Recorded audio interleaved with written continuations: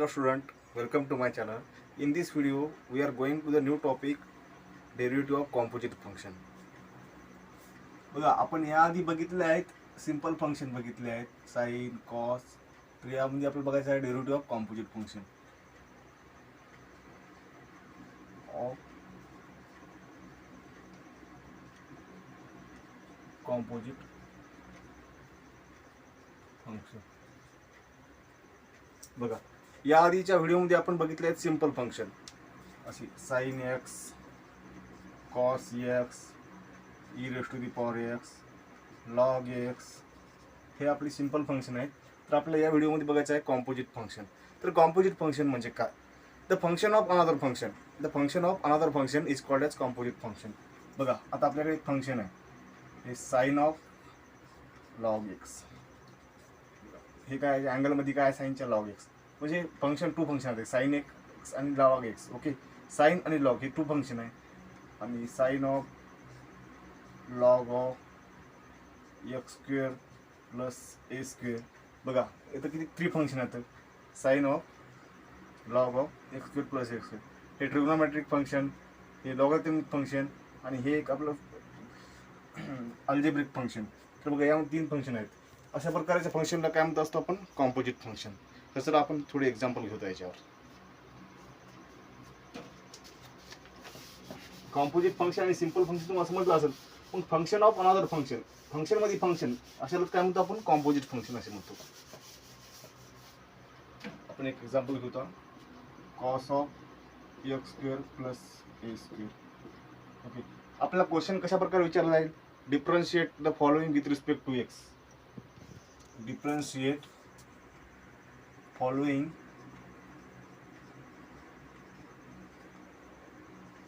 With respect to x अशा प्रकारे आपल्याला क्वेश्चन विचारला जाईल. तर आपल्याला काय करावं? हे डिफरन्शिएट करावं लागेल. दुसऱ्या प्रकारे क्वेश्चन आपल्याला असा विचारला जाईल if y is equal to cos of x square plus a square find dy by dx. अशा प्रकारे आपल्याला क्वेश्चन विचारले जातील. तर आपल्याला सॉल्व कशा पद्धतीने करायचं? आता बघा मी डायरेक्ट मेथड तुम्हाला सॉल्व करून दाखवतो. बघा प्रॉपर आपल्याकडे काय आहे? y is equal to cos of x square plus a square. तर डायरेक्ट मेथड तुम्हाला सॉल्व करून दाखवतो. तर यामध्ये cos of x square plus a square proper फंक्शनची टर्म बघा. फंक्शन काय आहे? Cos of x square plus a square म्हणजे एक ट्रिग्नोमेट्रिक फंक्शन आहे आणि दुसरं अल्जेब्रिक फंक्शन आहे. ओके, तर इथं प्रॉपर टर्म एक्स नाही म्हणजे x square plus a square आहे. तर आपल्याकडे फॉर्म्युले आहेत. समजा कॉस ऑफ एक्स असेल तर आपल्याकडे फॉर्म्युला काय आहे? Is equal to minus sine of x. आणि आता फंक्शन हे प्रॉपर एक्सची टर्म आहे का? नाही आहे ना अँगलमध्ये कॉसच्या. ते काय आहे? X square plus a square म्हणजे हे कशाचं आहे फंक्शन? कॉम्पोजिट फंक्शनचं आहे. तर सॉल्व कसं करायचं? आता बघा differentiate with respect to x y dash is equal to बघा d by d x of cos of x square plus a square. Okay, both side आपण डेरिव्हेटिव्ह ॲड केला. आता आपला आर एच एस डेरिव्हेटिव्ह करायचा आहे. R H S म्हणजे ही term असते. Okay, R H S L H S left hand side right hand side. तर बघा आता डिफरन्शिएशन कॉस एक्सचं आपल्याकडे डिफरन्शिएशन काय? कॉस ऑफ एक्सचं कॉस ऑफ एक्स डिफरन्शिएशन आपल्याकडे आहे मायनस साइन ऑफ एक्स. तर आपल्याकडे काय टर्म आहे? प्रॉपर एक्स आहे काय फंक्शन आहे समजा कोणतरी एक अल्जेब्रिक फंक्शन आहे. तर आपल्याकडे काय आहे? आपल्याकडे मी तुम्हाला चेन रूलचे फॉर्म्युले सांगितले होते. ओके, पहिल्यांदा बघा अशा प्रकारे तुम्हाला फॉर्म्युला लिहून दिला होता d by d x of cos of f of x. Okay, तर काय आपला डेरिव्हेटिव्ह घेतो असतो पण minus sine of f of x into d by d x of f of x. Okay, म्हणजे आपण नंतर फंक्शनचा पण डेरिव्हेटिव्ह करतो. या पद्धतीने आपल्याला नाही का सॉल्व करायचं आहे. तर बघा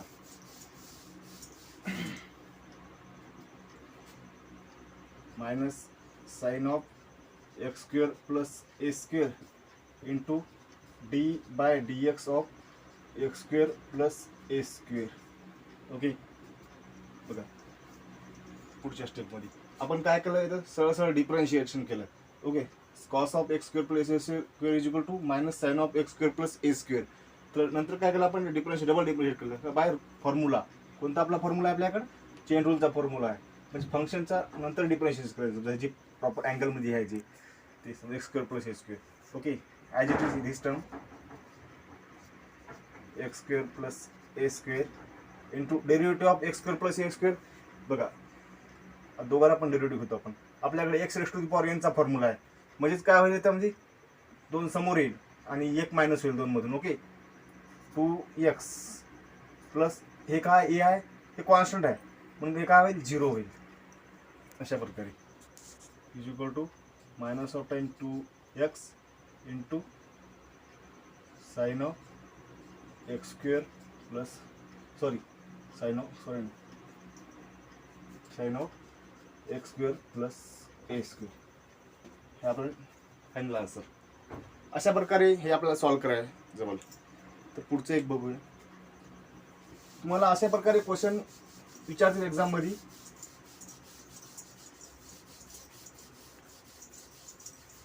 तुम्हाला समजा अशा प्रकारे दुसरं एखादं उदाहरण दिलं, एक्झाम्पल दिलं, समजा sine of x square plus a square.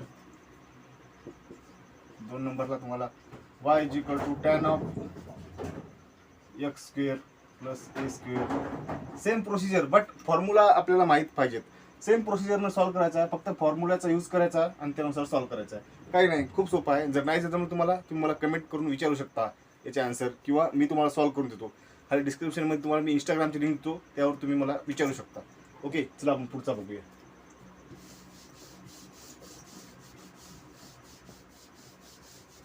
आता आपण पुढचा प्रॉब्लेम बघूया. y is equal two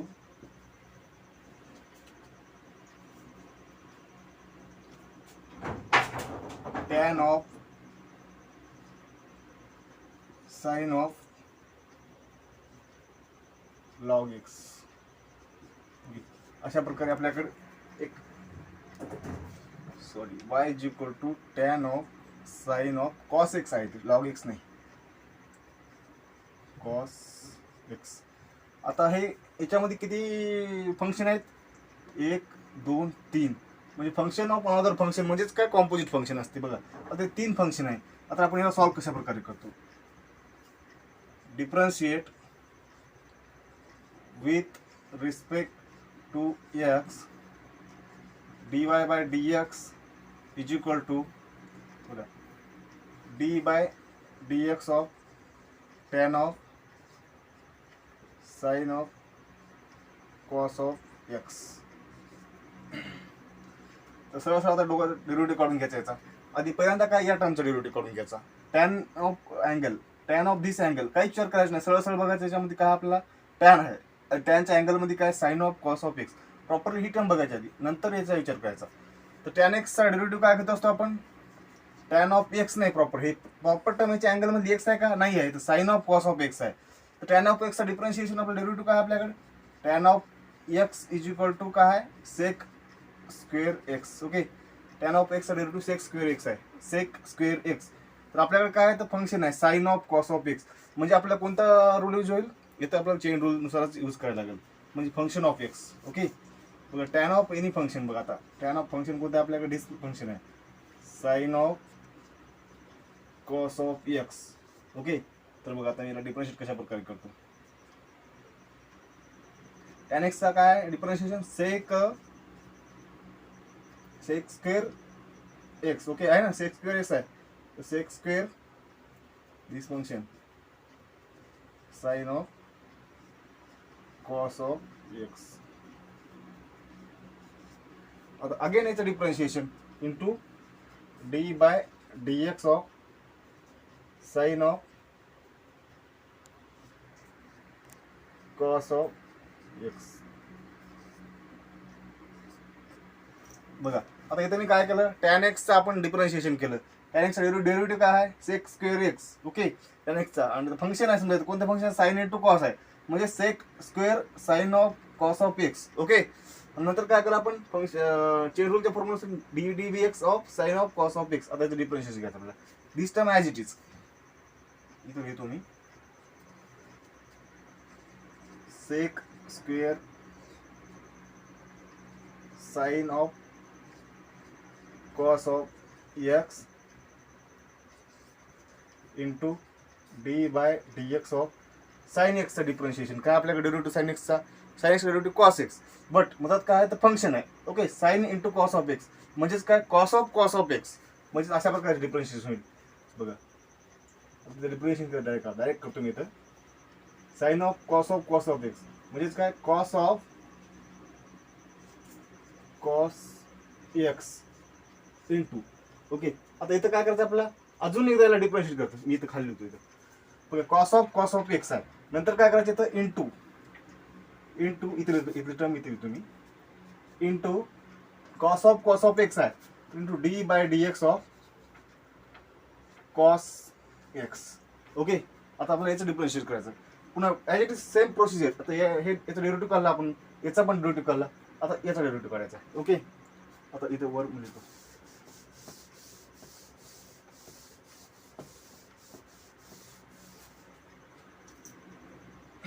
is equal to sec square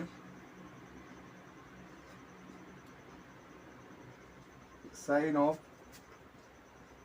cos of x into cos x into d d x होतं. कशाचं आपल्याकडे कॉस एक्सचं derivative.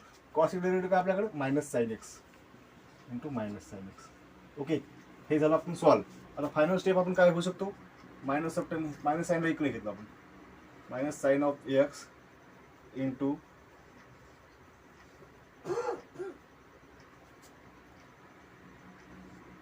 Sec square sine of cos of x into cos of x. हे अशा प्रकारे solve करायचे असतात. Okay, तर बघा अशा पद्धतीने मी नाही का तुम्हाला कॉम्पोजिट फंक्शनचे काही एक्झाम्पल सॉल्व करून दाखवले.